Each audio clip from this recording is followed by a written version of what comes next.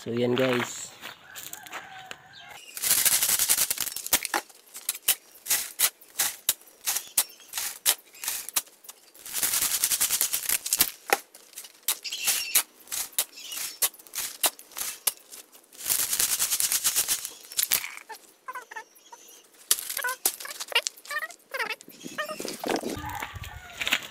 So yan guys, nakita nyo malaki ang screen yan. 1 cm ang laki. Para mabilis salandrahin tsaka matipid sa buhangin. So, kung makapal yung itatiles nyo, sa amin makapal kasi. Kaya ganito yung ginamit kong salandrahan.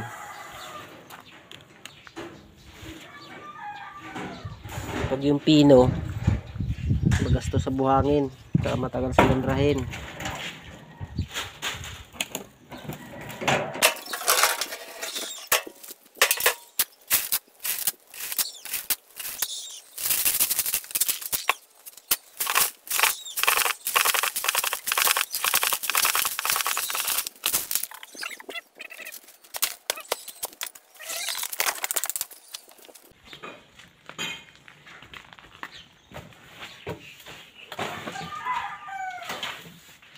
So yan na guys yung aming tinatiles. Magtapos na kami sa 2 kwarto. So yun yung 1 kwarto, yung master bedroom. Tapos na. Yung isa. Tapos na rin, maliit. Pang bisita. So dito na kami sa labas.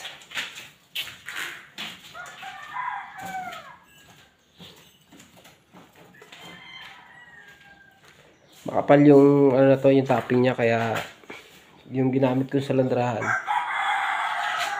So malalaki. 1 cm yung laki ng butas. So makapal yung topping niyan. 5 cm yung kapal niya.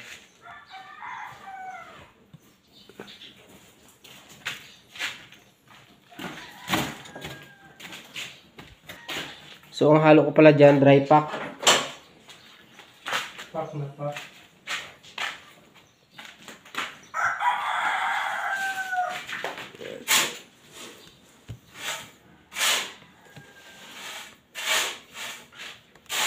So ilalatag muna yung buhangin bago basain.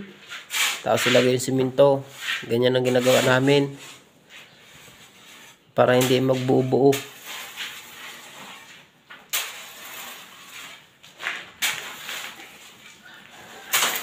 Mas maganda binabasa.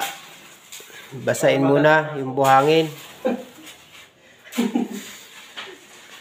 Bago natin lagyan ng simento, tsaka haluin.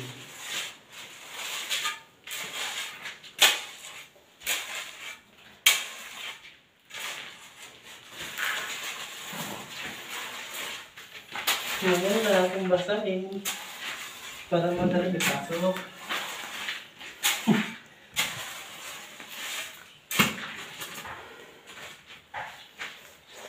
Sa isang bags na simento, sa tatlong bags na buhangin yan eh. So, ang tubig namin dyan, 3 timba na ganyan. Hinati na container, 3 ganyan yung tubig namin sa isang bags na simento. Tapos 3 bags na buhangin yan.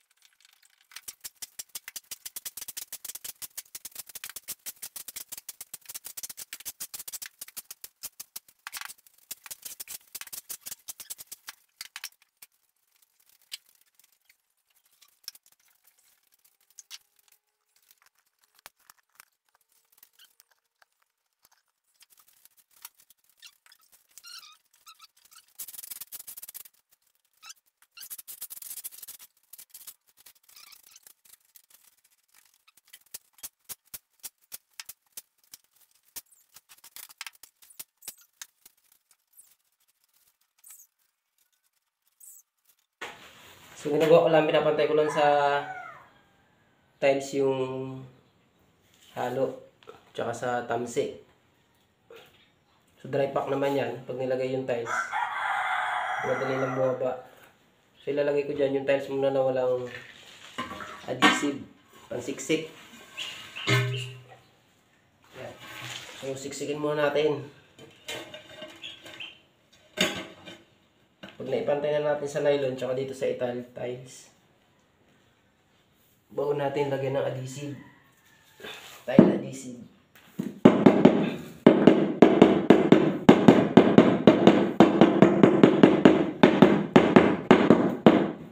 So pag nagpupukpok pa ako, simula dito sa gitna, punta doon sa tabi kung saan yung mataas.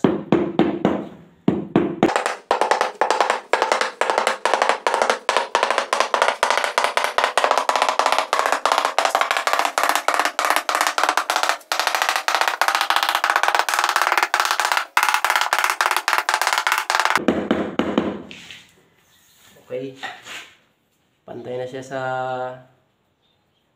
tiles. So tapos dito sa tamsi, so pantay na rin yan. Bago natin kukuha tayo ng isang ganito na lalagyan natin ng tile adhesive. So ito pang ano lang to, ang siksik.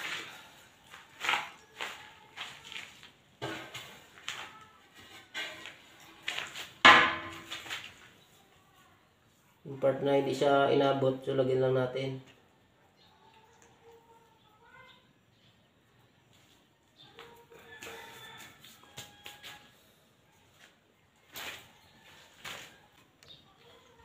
So yan guys, yung tiles na lalagyan natin ng tile adhesive. So lagi natin natatandaan yung arrow niya. So yung arrow na to, doon niya nakaharap. Dapat lahat kung saan yung arrow, nandun lang siya lagi. Para hindi kayo mawala sa eskwela. Follow your dream. So ito yung araw niyan eh. Hindi naman masyado mapansin. So doon niya nakaharap.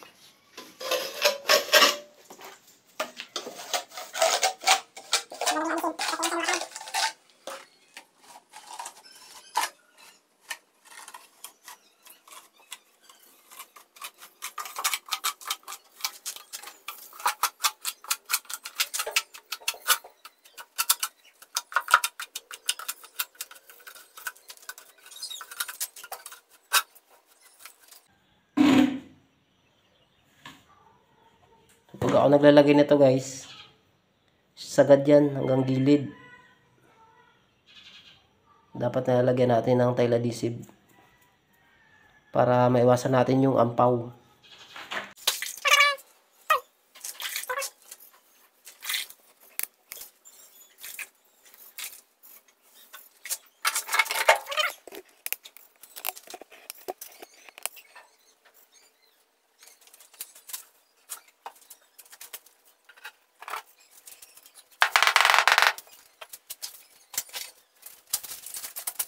So, ito lang pala yung ginagamit kong spacer.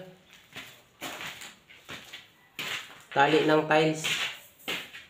Yan, pinuputol-putol lang. Lagyan natin ng spacer para hindi tayo mahirapan pag nalapat na.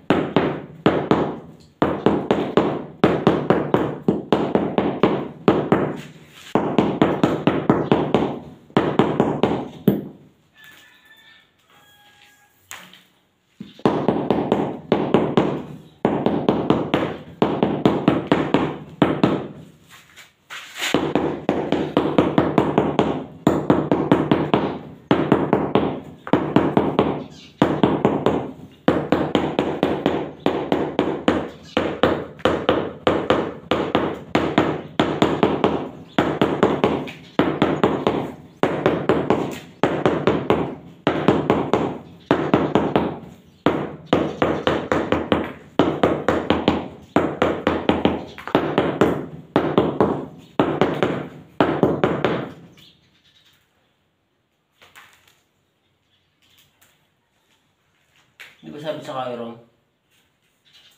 Sabit na.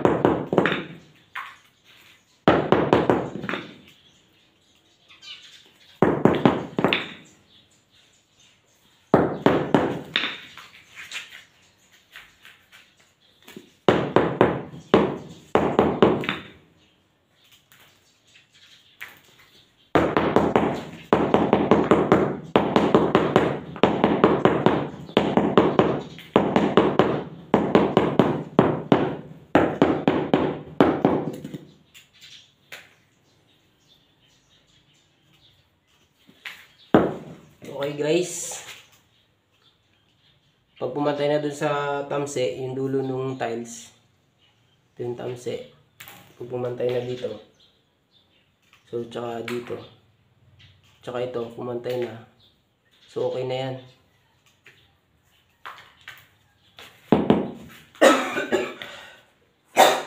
Marbles. Excuse me.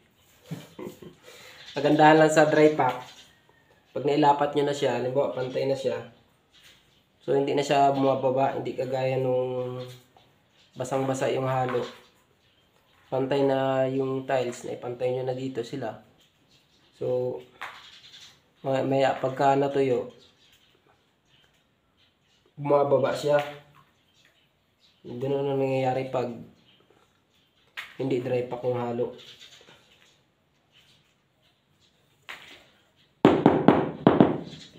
So, yun. Ulit-ulit lang naman yan. Pag lahat, bago maglatag, so lalagyan lang ng lagyan muna ng grout. So basahin muna bago lagyan ng grout. Kasi lalatag na natin yung buhangin. So kukuha lang tayo ng pattern para ma-plot siya. Tapos lalagay lang tayo ng tiles na may adhesive. So bago ganun pupukpukin na ulit. So ganun lang yung pag lalapat ko. So sa gitna ako nagpupukpok, papunta sa gilid. Kung saan yung mataas, sa gitna, papunta sa gilid. Tapos pupuk ulit sa gitna. Ano mo, mataas dito. So pupuk dito, papunta dito. Pag ganun lang. Para mabilis siya bumaba. So kasi kung ang pupuk natin, kung dito lang. So aangat naman dito. Pupuk ka dito. Aangat naman doon. So gumaganon-ganon lang. Kaya dapat ang pukpok nyo sa gitna, papunta sa gilid. Gitna, papunta sa kabilang gilid. So ganun, hanggang sa lumapat siya sa tamsi. Tsaka dito. Okay. Alright. So yun guys. Nalipat na naman ng area. Dito naman tayo sa kabila.